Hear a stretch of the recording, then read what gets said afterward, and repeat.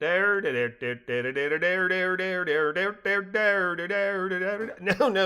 that's wrong. Dixie Diamonds 208. Air Force Base Amberley, 3:11 a.m.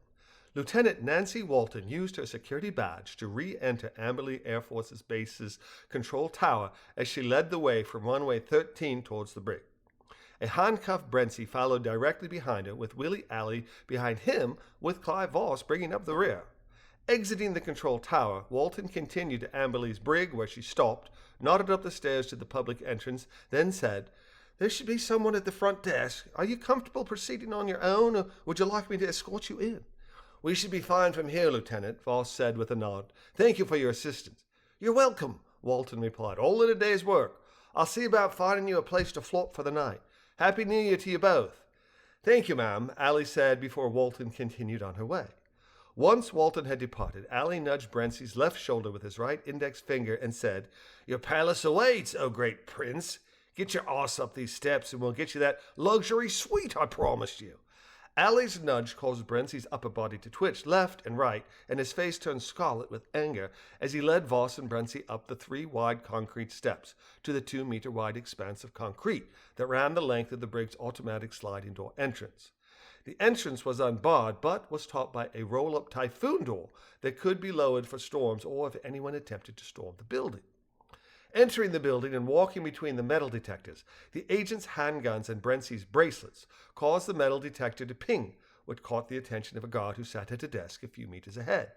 Standing up, he looked at the trio with his head tilted and said, "If I were a betting man, I'd guess one of you is Brent Brentsey." "That would be correct," Alley said as he again nudged Brentsey forward. "I'm ASIO Agent Alley, this is Agent Voss, and this piece of trash is Brent Carter Brentsey. Brentsey's been charged with flying an armed fighter aircraft and resisting arrest, as well as sundry other lesser charges. Due to this lowlife having friends in high places and a risk of hanky-panky being played with the law, the guardians of justice decided he needs to be held somewhere secure." "Right," the sergeant at the desk replied. "Name's Sharma. I've been briefed. Separate confinement with a suicide watch was what I was told. Just need to get his prints and we'll put him someplace safe." "I want my phone call," Brentsey said between clenched teeth. "Now." "Is that right?" Sergeant Sharma asked. "Has this prisoner had his phone call?" he added, his voice suddenly authoritative rather than merely transactional. "He absolutely has," Alley said. "He called U.S. Ambassador Hunter Hawkins from Porton Barracks, where he was brought directly after his arrest at Atherton Airdrome. I heard half the conversation between Porton Barracks Commander William Patterson and Ambassador Hawkins.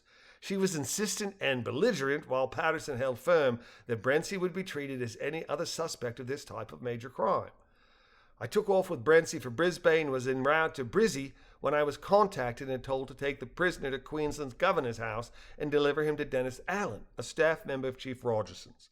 This Hawkins woman was pulling strings while we were in flight, and after I received my updated orders, I radioed ASIO Brisbane, HQ, and spoke with Agent Voss here. He did some digging and told me to fly here in order to keep the suspect in custody. So that's why we're here, to make sure a little rat doesn't scurry away.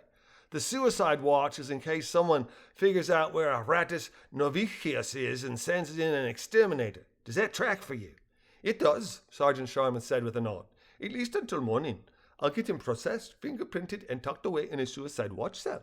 Turning to his computer, Sharma pulled up an intake form, then stood and offered his seat to the ASIO agents. "Fill this form out with the information that you have concerning charges, etc. I'll take him to get fingerprinted, return here, and finish the form. Don't save it, just leave it open." Rising from his seat, he added, "I'll need the keys to those handcuffs. Shouldn't be 5 minutes." Slipping in the man's chair, Voss said, "Thank you, Sergeant Sharma," as he began filling out the form while Alley gave the keys to Sharma before walking behind the desk and looking over Voss's shoulder. "All in all, I'd say this Sharma's not a bad squeeze, wouldn't you?" Alley asked. Voss, intent on his task, missed Alley's juvenile reference to Charmin toilet tissue.